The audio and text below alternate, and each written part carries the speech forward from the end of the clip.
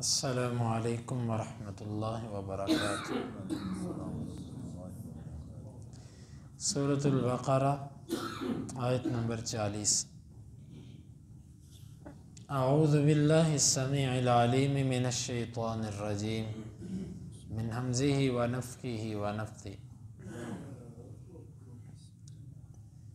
یا بنی، اے اولاد اسرائیل، اسرائیل کی، اذکرو، تم یاد کرو، نعمتی، میری نعمتوں کو، التی، وہ جو،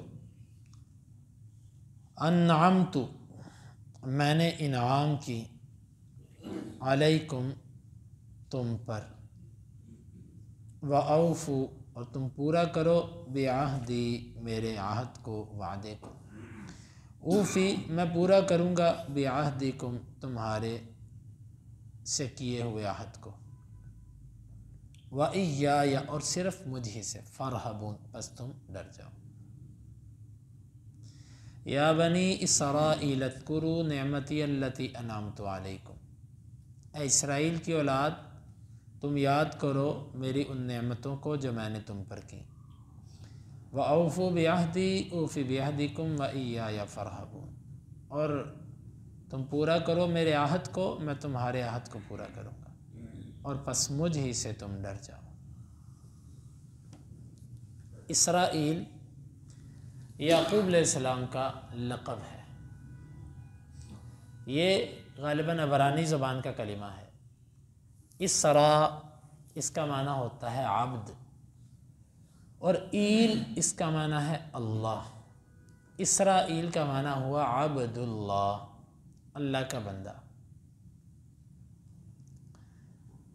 یہاں پر خطاب اسرائیل یعنی یعقوب بن اسحاق بن ابراہیم، ان کی اولاد کو خطاب کیا جا رہا ہے۔ جس طرح بندہ کسی کو احساس دلانے کے لیے کہتا ہے او نیک باپ کے بیٹے، او بہادر باپ کے بیٹے، او سخی باپ کے بیٹے، اس سے مقصد کیا ہوتا ہے کہ اس کے اندر احساس پیدا کرنا کہ جو کام تیرے باپ کا تھا تو اس کام پہ آ جا۔ یا بنی اسرائیل، اے اسرائیل کی اولاد، دیکھو اسرائیل کیسا بندہ تھا، کیسا شکر کرنے والا، کیسا اللہ کی رضا پہ راضی رہنے والا بندہ تھا۔ تم اس کی اولاد ہو، تم کس طرف چل نکلے ہو؟ یا بنی اسرائیل، اے اسرائیل کی اولاد، یہ صرف ایک نام نہیں ہے، اس کے اندر ایک بہت بڑی دعوت پڑی ہے کہ تم اپنے باپ کو دیکھو، اس کی صفات اور اس کی عادات کو دیکھو، اور تم اس کی طرف پلٹو۔ اذکروا، اس کا معنی مفسرین نے کیا اشکروا، تم شکر کرو، کیونکہ کسی چیز کو یاد کرنا اس کا شکر ہے، کسی چیز کو یاد کرنا اس کا شکر ہے۔ اور یہاں پر اللہ رب العالمین نے ذکر کرنے کا کہ تم میری نعمتوں کو بس شمار کرو، گنو۔ معلوم ہوا کہ عبادات میں سے کبھی کبھار بیٹھ کر اللہ کی اپنے اوپر ہونے والی نعمتوں کو گننا بھی شکر میں آتا ہے، کیونکہ جب بندہ نعمتیں یاد کرتا ہے، اللہ میں فلاں موقع پر تھا تو نے میری مدد کی، اللہ میں ایک فلاں مصیبت پر تھا تو نے کیسے مجھے نکالا، میرے اوپر فلاں آفت آئی تو نے کیسے مجھے نجات دی، اللہ فلاں موقع پہ کیسے تو نے مجھے عزت دی، کیسے تو نے مجھے سرخرو کیا، کیسے تو نے میری حفاظت کی۔ ان مواقع کو جب بندہ یاد کرتا ہے تو اللہ کی محبت دل میں بڑھتی ہے۔ گویا کہ تنہا بیٹھ کر اللہ کی نعمتوں کو شمار کرنا، یقین مانے کہ ہمارے مزاج، ہماری جو طبیعت ہے یہ ناشکری والی ہے۔ ہم اللہ کی کروڑوں اور کھربوں نعمتوں کو چھوڑ کے زندگی بھر یہ جو نفسیاتی مرض ہوتا ہے، یہ کیا ہوتا ہے، یہ جو بیماری لگ جاتی ہے انسان کو، اکثر یہ شوگر، بلڈ پریشر اور اس طرح کی امراض اور جو نفسیاتی طور پہ دماغی جو بیماریاں آ جاتی ہیں، اس کی اصل بنیاد کیا ہوتی ہے؟ محض منفی سوچ، ہر وقت پریشانیوں پہ سوچنا، ہر وقت اپنے گزرے ہوئے زندگی کے تلخ لمحات کو یاد کرتے رہنا، اور ہر وقت جو ہے نا وہ منفی چیزوں پر ہی نظر رکھنا۔ اگر کوئی بندہ شکر کرنے والا ہو، اللہ تعالیٰ اس کو ایسی بیماریوں سے بچاتا ہے۔ یہ بیماریاں آپ سوچیں کہ یہ ابھی بڑی ہیں، ہمارے بڑوں میں، بزرگوں میں یہ بیماریاں کس حد تک تھیں؟ چلیں ہمارے اندر کئی ایسے بزرگ بھی بیٹھے ہیں، وہ اپنے بزرگوں کو دیکھیں، انہوں نے بھی اپنے بزرگوں سے سنا ہوگا، یہ ہمارے پہلے بزرگوں میں شوگر، یہ بلڈ پریشر اور یہ جو بیماریاں ہیں یہ کس حد تک تھیں؟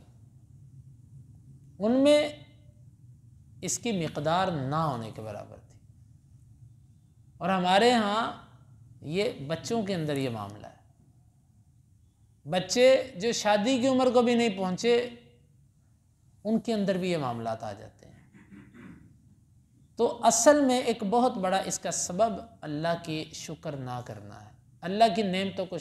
مثال کے طور پہ میرا ایکسیڈنٹ ہوا، اگر کوئی چیز ٹانگ ٹوٹ گئی تو بندہ اب اسی دکھ میں رہے کہ میں لنگڑا ہو گیا، اب میں صحیح چل نہیں سکتا، اسی دکھ میں وہ اپنے آپ کو کوستا رہے، اور اللہ نے جو باقی سارے اعضاء سلامت رکھے اور باقی جو اللہ نے قوتیں بحال رکھی، اس پر کون سوچے؟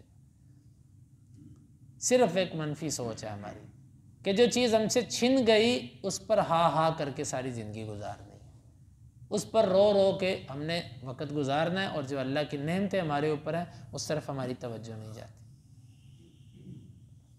اللہ اکبر۔ اس پر میرے ذہن میں اسلاف کے بہت سے واقعات ہیں، لیکن میں اس کو ذکر نہیں کرتا، بہت سے ایسے واقعات ہیں۔ تو تم میری نعمتوں کو شمار کرو، یعنی گنو، اس کو سوچو، اس پر بیٹھ کر وقت نکالو، یہ بھی ایک عبادت ہے جو میں نے تم پر کی۔ اللہ نے ان پر کون سی نعمتیں کی؟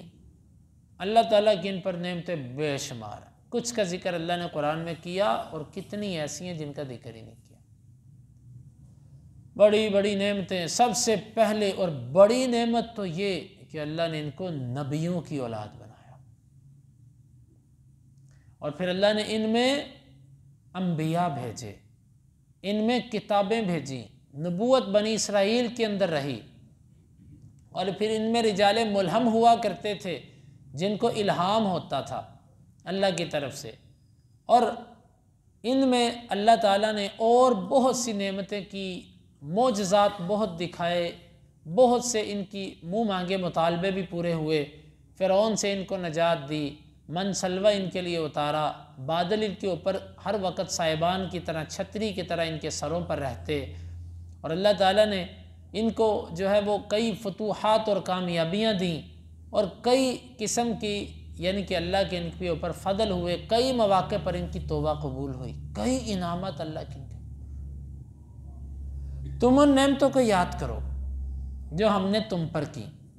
حالانکہ یہ نعمتیں تو بنیادی طور پر ان کے بڑوں پر تھی نا، تو اس سے یہ بات بھی سمجھ آئی کہ جو باپ دادا پر احسان ہوتا ہے وہ نسلوں پر احسان ہوتا ہے، وہ چھوٹوں پر بھی احسان ہوتا ہے۔ اگر کسی بندے نے میرے باپ کے ساتھ نیکی کی ہے تو اس کا مطلب یہ نہیں اس نے میرے باپ کے ساتھ کی ہے، اس نے میرے اوپر نیکی کی ہے، میرے باپ کی آنے والی نسلوں پر نیکی کی ہے۔ یہ ایک غیرت مند اور ایک غیور آدمی کی علامت ہوتی ہے کہ وہ احسان کو نسلوں تک یاد رکھتا ہے۔ اللہ تعالیٰ نے صدیاں گزرنے کے بعد ان کو کہا کہ ہم نے جو تم پر انعام کی۔ من سلوہ تو ان پر نہیں اترا تھا جو مدینے میں آباد تھے، جن کو خطاب کیا جا رہا، بادل تو صاحبان بن کے ان کے لیے نہیں آئے تھے، انبیاء اور رسول تو ان سے پہلے گزر چکے، کتابیں تو ان سے پہلے گزر چکی، فرعون سے نجات ان کو تھوڑی دی اللہ تعالیٰ نے، اور کتنی نعمتیں۔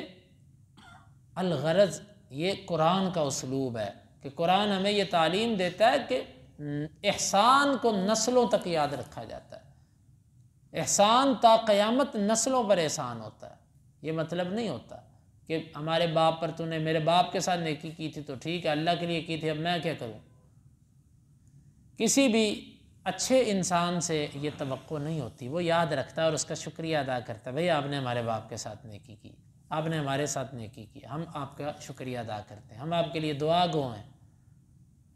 تم یاد کرو ان نعمتوں کو جو ہم نے تم پر کی۔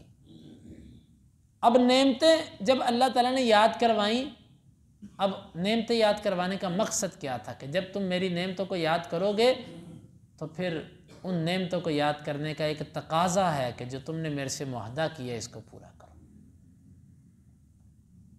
اللہ کی نعمتوں کو یاد کرنے کا تقاضا کیا ہے؟ یاد کرنے کا مطلب یہ نہیں ہے بندہ بیٹھ کے بس اتنا کر دے، اللہ تو نے میرے اوپر فلاں موقع پر یہ احسان کیا، فلاں پر یہ کیا، فلاں پر یہ کیا، چلو جی شکر ہو گیا، عبادت ہو گئی۔ نہیں، نعمتیں یاد کرنے کا ایک مقصد ہے۔ جب تم یاد کرو گے نعمتوں کو، پھر اللہ سے کیے ہوئے وعدے کو پورا کرنے کی کوشش کرو، جو اللہ تعالیٰ سے تم نے وعدہ کیا۔ اللہ سے وعدہ ہم نے کیا کیا؟ اللہ سے ہم نے وعدہ لا الہ الا اللہ محمد رسول اللہ۔ اس کے اندر بہت بڑے وعدے ہیں کہ اللہ تیری ہر بات اور تیرے نبی کی ہر بات میں مانوں گا۔ یہ دو وعدے ہیں اس کے اندر بہت بڑے۔ پھر اس کی آگے جزیات ہیں، جو بھی اللہ کا حکم، جو بھی نبی کا حکم، جس سے اللہ نے روکا، جس سے نبی نے روکا، وہ سب وعدے کے اندر آتے ہیں۔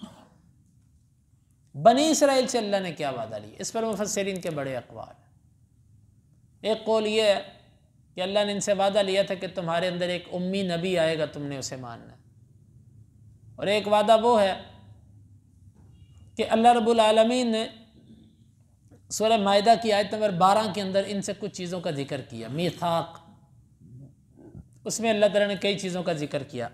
اس میں جو درست بات ہے واللہ عالم بالصواب، وہ یہ معلوم ہوتی ہے کہ ہر قسم کا وعدہ جو اللہ نے بنی اسرائیل سے لیا تھا وہ یہاں پر مراد ہے،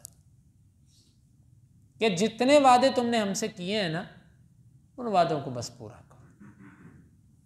یہ ہے شکر کا مقصد، یہ ہے نعمتوں کو یاد کرنے کا مقصد۔ تو جب تم میرے وعدے پورے کرو گے، اوفی بعہدکم، میں نے جو تم سے وعدے کیے میں بھی پورے کر دوں گا۔ اللہ کے وعدے کون سے ہیں؟ وہ معاذ بن جبل رضی اللہ عنہ کی حدیث کہ اللہ کے نبی صلی اللہ علیہ وسلم نے ان سے پوچھا تھا، اتدری یا معاذ ما حق اللہ علی العباد، اے معاذ تجھے پتہ ہے کہ اللہ کا بندوں پر حق کیا ہے؟ فرمایا نہیں اللہ کے رسول۔ آپ نے فرمایا کہ اس کے ساتھ شرک نہ کریں، ان یعبدوہ ولا یشرکوا بہ شیئا او کما قال، اس کی عبادت کریں، اس کے ساتھ شرک نہ کریں۔ اور اتدری ما حق العباد، تجھے یہ پتہ ہے کہ بندوں کا حق کیا بنتا ہے پھر اس کے بعد؟ کہا نہیں۔ فرمایا بندوں کا حق یہ ہے کہ اللہ انہیں جنت میں داخل کرے اور عذاب نہ دے۔ پھر جب تم اپنے وعدے پورے کرو گے نا تو میں بھی اپنا وعدہ پورا کروں گا۔ میرا وعدہ یہ ہے تمہیں عذاب نہیں دوں گا، تمہیں ذلیل و رسوا نہیں کروں گا، جنت میں داخل کروں گا۔ وَإِيَّايَ فَارْهَبُونِ، اور صرف مجھ سے۔ عربی گرامر کا یہ اصول ہے کہ جب مفعول کو مقدم کر دیا جائے، آبجیکٹ مفعول جو ہوتا ہے جب اس کو فعل سے، فاعل سے مقدم کر دیا جائے، پہلے لایا جائے، تو اس میں تخصیص پیدا ہو جاتی ہے، خاص معنی پیدا ہو جاتا ہے۔ اس کا اصل عبارت یوں بنتی ہے فرحبونی، تم مجھ سے ڈرو۔ لیکن جب یہ کہا نا یا ضمیر منفصل مقدم آ گئی تو اس کا معنی بنتا ہے صرف مجھ سے، صرف مجھ سے، فرحبون، تم ڈرو۔ وہ ڈرنا جو کسی کو الہ سمجھ کے، معبود سمجھ کے ڈرا جاتا ہے، یہ صرف میرے ساتھ ہے۔ ویسے تو انسان ماں باپ سے بھی ڈرتا ہے، اساتذہ سے بھی ڈرتا ہے، بڑوں سے بھی ڈرتا ہے، چور پولیس اور چوروں سے، پولیس سے، ڈاکوؤں سے، بدماشوں سے، کئی قسم کے طبقے ہیں جن سے بندہ ڈرتا ہے۔ تو یہاں پر ڈرنے سے مراد ہے خاص رب العالمین کو الہ سمجھتے ہوئے ظاہراً باطناً جس کا خوف اپنے اوپر طاری کرنا ہے، جو ہے وہ طاقت سے بالا تر قوتوں کا مالک اور متصرف سمجھتے ہوئے اگر کسی سے ڈرنا ہے تو وہ صرف اور صرف ایک اللہ رب العالمین کی ذات ہے۔ اللہ رب العالمین سے دعا ہے اللہ تعالی ہمیں اس آیت مبارکہ کو سمجھنے کی اور اس کے تقاضوں کو پورا کرنے کی توفیق عطا فرمائے۔